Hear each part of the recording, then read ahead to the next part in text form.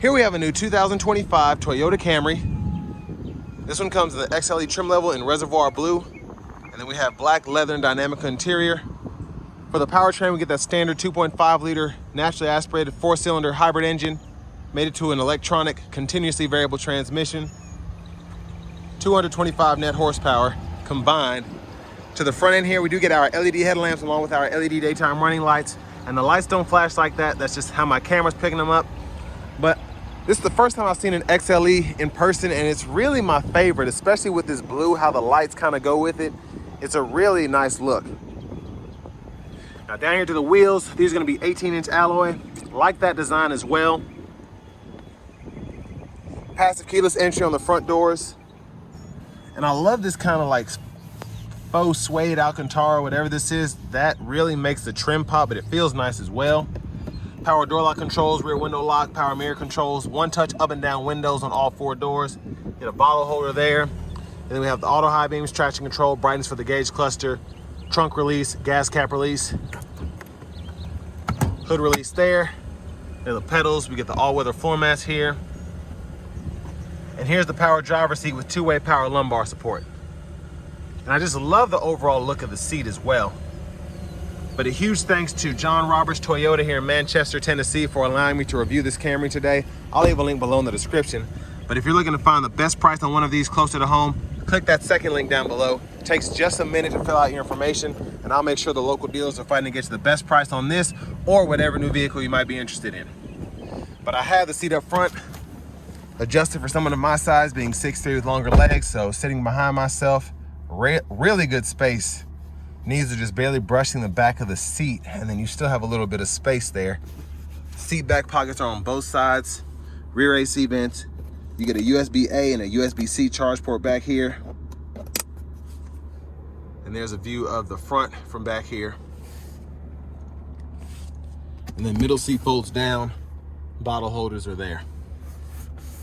You get LED lights throughout. Grab handle, and then you can hang a shirt or pair of pants there if you need to.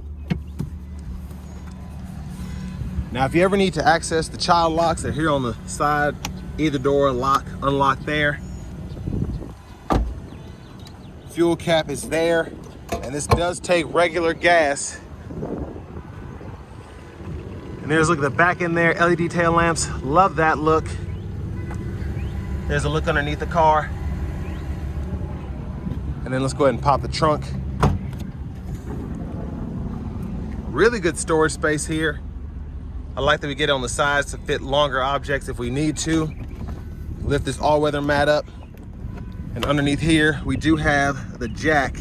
And then you can fit either a spare or a tire inflator kit there if you need to.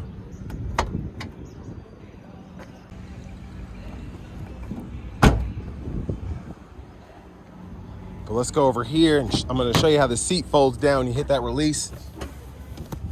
That'll fold flat. You can run longer objects through to the front. Your top tethers are integrated on the back, behind the seats. And then your anchors for the car seats right in here behind these covers. But just a quick look at the window sticker here. Y'all can pause anywhere you need to if you want to take a closer look at anything. But 48 miles per gallon city, 47 highway. Crazy. And a pretty good price, $35,592 sticker.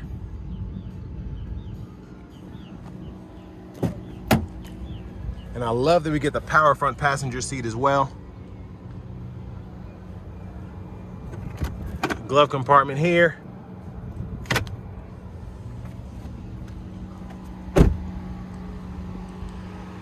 And then we'll just take a quick look in the engine bay. And again, 225 net horsepower, 2.5 liter, 4-cylinder hybrid setup.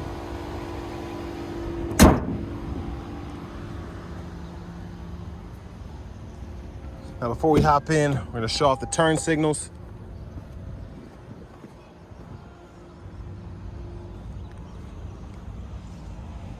We get them in the side mirrors as well. And then up front here. Now let's go ahead and hop in the driver's seat. So nice leatherette steering wheel here. I really like that. Feels fantastic. There's the horn. Now over here to the radio, we get our navigation subscription if you want to use that. AM, FM, XM radio, Bluetooth audio, of course, CarPlay, Android Auto. A few controls that we can fool with here. Heated steering wheel, you can turn that on there.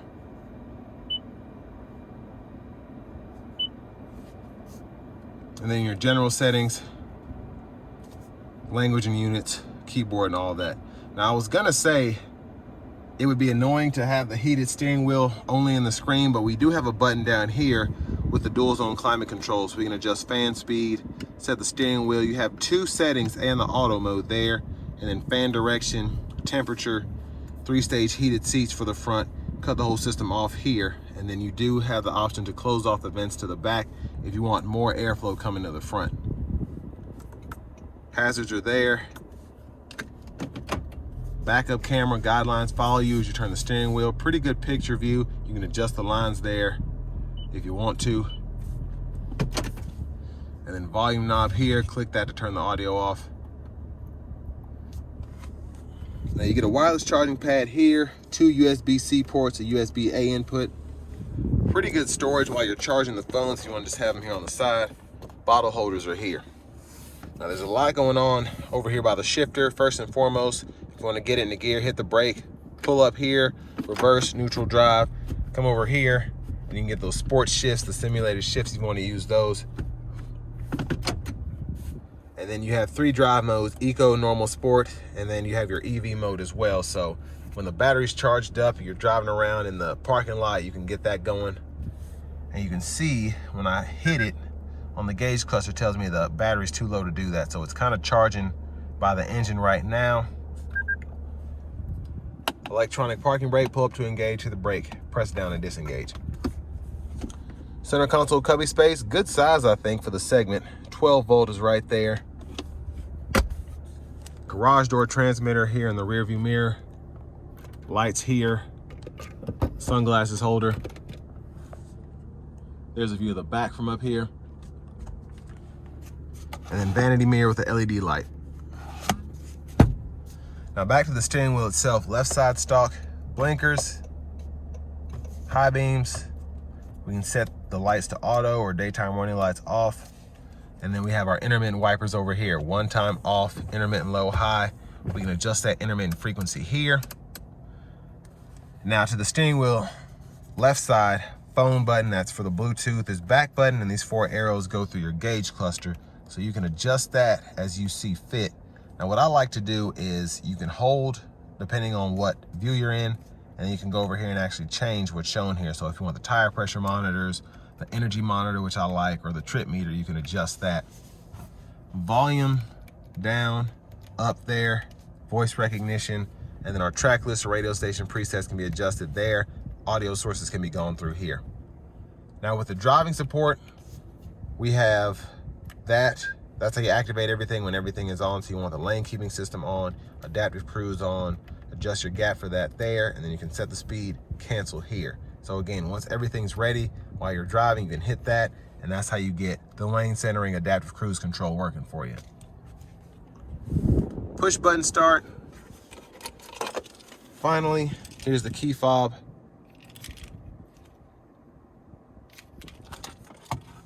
But next, let's go ahead and take this 2025 Camry XLE out on the road for a test drive.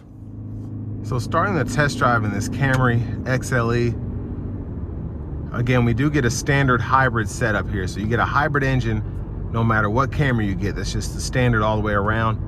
And I've always liked the Camry hybrids over the regular Camrys just for the fuel efficiency and then just having the power, but this just feels so good. It's not as quick as the V6, but I'd rather get 48 miles per gallon, have something that's almost as quick, feels just as quick, than to have that V6 that gets half the fuel economy. But it just drives so nicely.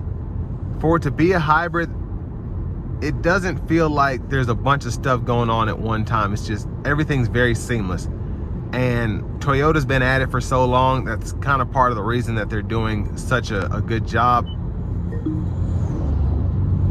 I think it heard me say Toyota, so when I said it, it tried to use the voice recognition.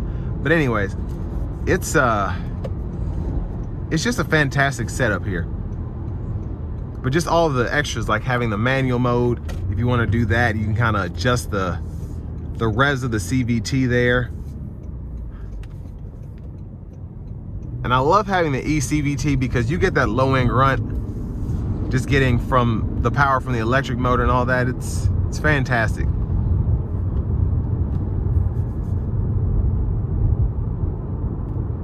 But the XLE here, you have the 18-inch alloy wheels as opposed to getting those bigger wheels on the XSE. You can tell the difference. Tires aren't as loud here. The road noise, even on this industrial road, is really good. Ride quality is stellar. And it really is, to me, a 9.5, I mean, probably a 10 car, honestly. Just everything from the ride quality, the fuel efficiency, the fun factor with this car. It's also fun to drive when you put your foot into it in sport mode. And then it's also cool to drive in that kind of EV mode while you're beating around the parking lot.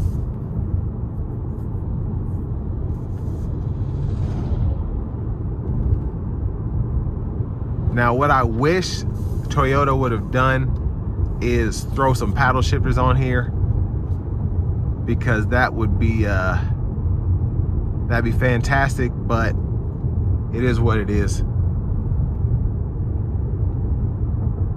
And honestly, having the sport shift here is also, I mean, it's almost as good as having paddle shifters. I just always prefer the paddle shifters.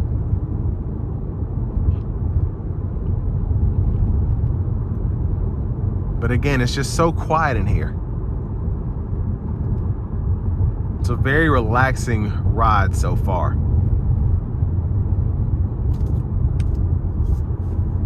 Where the sun's out, it's kind of burning my arm a little bit. I need to put some sunscreen on.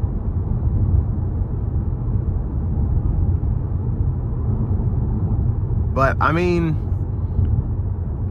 these are such great cars because the space in here is good enough for a road trip. The ride quality is good enough for a road trip. The fuel economy, I mean, of course. But it's one of those cars that if you don't have too much stuff, you could take pretty much anywhere. Cross country, whatever. Especially if it's just you, one other person.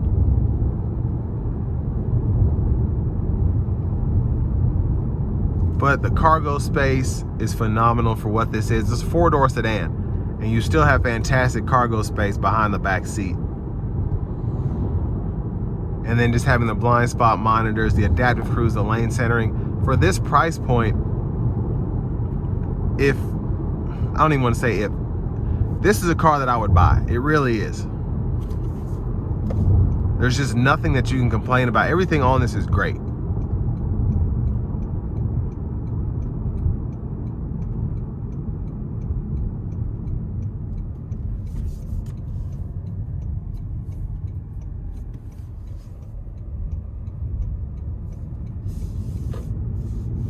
And the transition from EV power to gas, like I hit the brakes, came to a stop, and then I had that torque coming out of the stop sign as the gas engine kicked on. It was a seamless transition again. But let's put it in a sport mode here.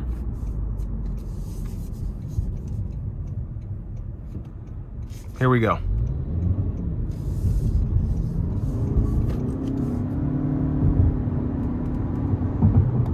I mean, it's just seamless. The power is seamless.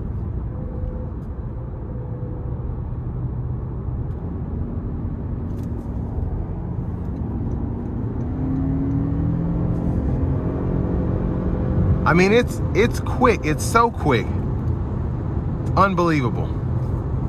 And the other thing too is it's not even rough in sport mode. It's just seamless power. It's fantastic. The eCVT is so smooth, and just getting the revs, just, you feel nothing really. Now, I do want to give one more thanks to John Roberts Toyota for allowing me to review this Camry today. I'll leave a link below in the description. But if you're looking to find the best price on one of these closer to home, click that second link down below. And it takes just a minute to fill out your information. I'll make sure the local dealers are fighting to get you the best price on this or whatever new vehicle you might be interested in. Now, coming down the road here, just a little bit of wind noise, nothing out of the ordinary. But I mean, it's an absolutely fantastic car. Again, it doesn't feel cheap. All the tech in here, you have buttons, knobs, everything makes sense. You don't have to go through the screen for everything, but you still get a modern looking interior.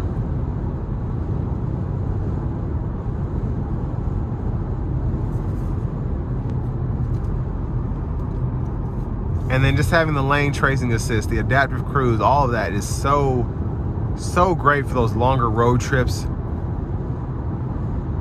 It's just a great road trip vehicle in my opinion. It's, again, having that fuel economy, having the safety sense 3.0. Just a fantastic job by Toyota here.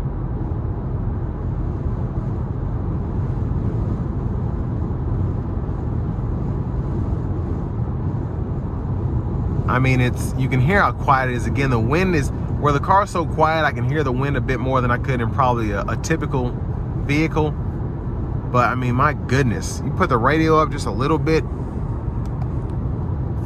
fantastic. Again, it's just, can't find anything to complain about with this car. It's just that good. But with all that being said, this will bring me to the end of my review of this 2025 Toyota Camry XLE.